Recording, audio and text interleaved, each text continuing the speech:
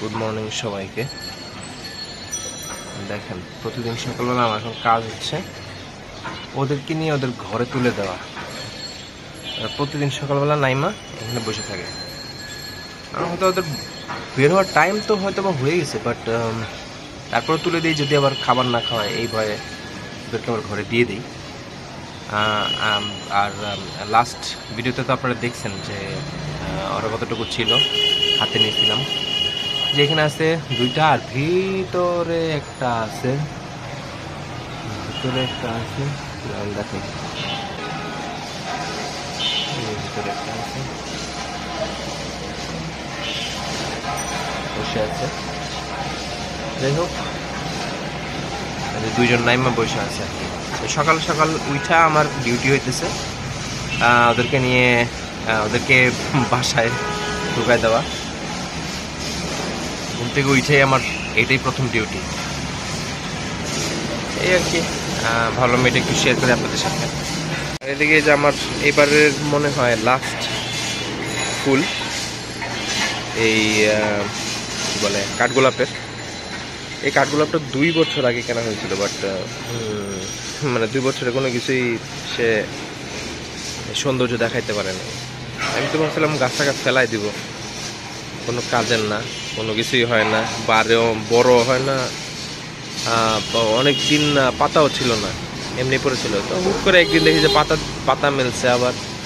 তো পাতা ছাড়ার আরও প্রায়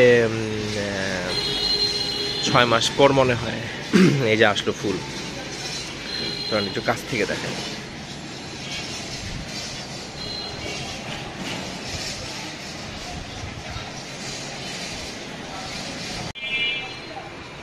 তো অফিস থেকে আসার পর পাখির হাল অবস্থা দেখতে একটু আসলাম। এখানে ওই যে বাচ্চাগুলো বসে আছে। একটা বাচ্চা কেমন যেন একটু দুর্বল দুর্বল মনে হইতেছে, কেন যে দুর্বল মনে হইতেছে বুঝতেছি না। প্রায় দেখি যে ঝিমায় থাকে, বাট কাছে গেলে বা ভয় পাইতেছে, ওই টাইমে নড়াচড়া করতেছে। এমনিতে সুস্থই মনে হইতেছে দেখা।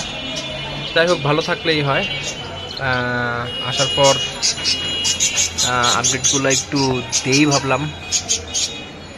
আর ওরা এত ভয় পায়, ওই চিপার মধ্যে গিয়ে বসে আছে ওই সাদাটা। এগুলো পুরা বড় হয়ে গেছে একদম, ওটার কালারও আইসা পড়ছে।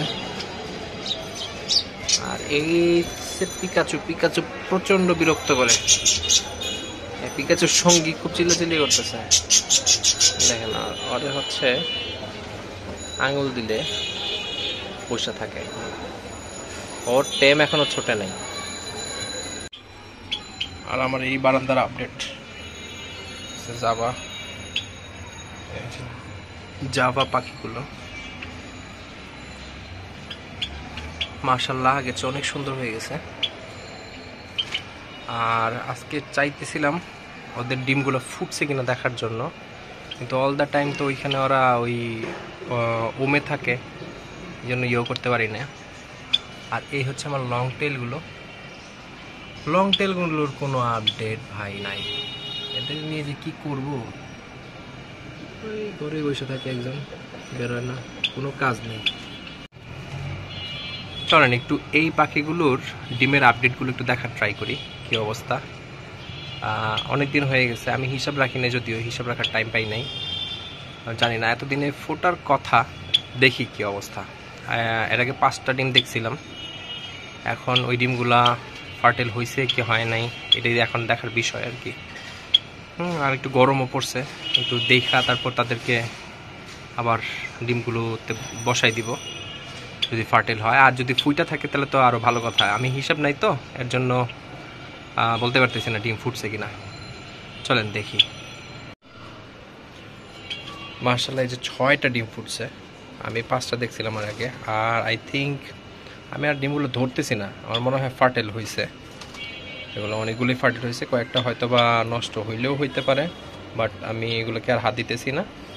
যে ওদের নতুন নতুন কি বলে, ওদের নতুন বেচ আসতেছে। এখন দেখা যাক কি দাঁড়ায়, কয়টা ফুটে। সবগুলো ফুটলে তো আলহামদুলিল্লাহ, আপডেট পাবেন, দেখতে থাকেন। আর ওদেরকে আবার দিয়ে দিই ওদের ডিম। ওরা খুঁজতেছে। মাটা বসেছিল, ওরা বের করে পরে আমার নিতে হলো। আর এখানে দেখেন ভিতরে পাতা নিয়ে রাখছে, ওই যে পুঁইশাক দিছিল মনে হয়, ওইটারও নিয়ে ভিতরে নিয়ে ঢুকাই রাখছে। যাই হোক, চলেন দিয়ে দিই। ও, রাখার সময় আরেকটা জিনিস লক্ষ্য করলাম, দেখেন এর আগের বীজ যখন ছিল তখন ওরা তো ওই যে পটি কইরা একদম একদম বাজে অবস্থা করে ফেলছিল। আর এই ডিমগুলো কিন্তু নতুন ইয়ের উপরে, এই কি বলে, নতুন এই সুতলিগুলোর উপরে, চটগুলোর উপরে, এগুলো তো চট কেটে দেওয়া হয়েছিল সুতলিগুলো আলাদা করে।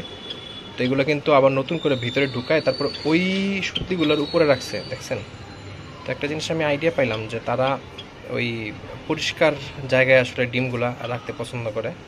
তো এটা একটা জিনিস শিক্ষার হলো যে নেক্সট যখন আমি আবার তাদেরকে নতুন ব্রিডি দিব তখন আবার কিছু নতুন করে সুতলি দিয়ে দিতে হবে।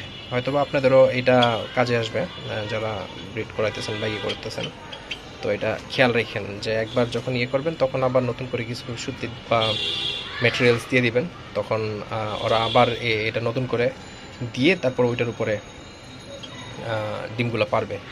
দেখেন মাশাআল্লাহ কি সুন্দর লাগতেছে। এটা বোঝাই যায় যে দেখছেন আলাদা আলাদা করে সুতলিগুলো দিয়ে তারপরে বসছে ডিমে। চলেন না এখন ওদেরকে ওদের ডিম দিয়ে দিই। ওই যে দেখেন আবার গিয়ে বসে গেছে, মাত্রই দিছি আবার গিয়ে সুন্দর করে গিয়ে মা আবার গিয়ে কিন্তু ডিমে তা দেয়া স্টার্ট করছে, নন স্টপ তা দিচ্ছে। আর কতক্ষণ যদি মা তা দেয়, বাবা বাইরে থাকে, আর মা যখন বাইরে থাকে তখন বাবা গিয়ে কিন্তু তা দেয়। ওদের এই জিনিসটা দেখতে আমার কাছে খুবই ভালো লাগে। আর ওদের সাথে আমার বন্ডিংটা খুব ভালো হয়ে গেছে, যে কারণে আমি ওই যে হাত ধরে আনছি, একটুও ভয় পাই নাই।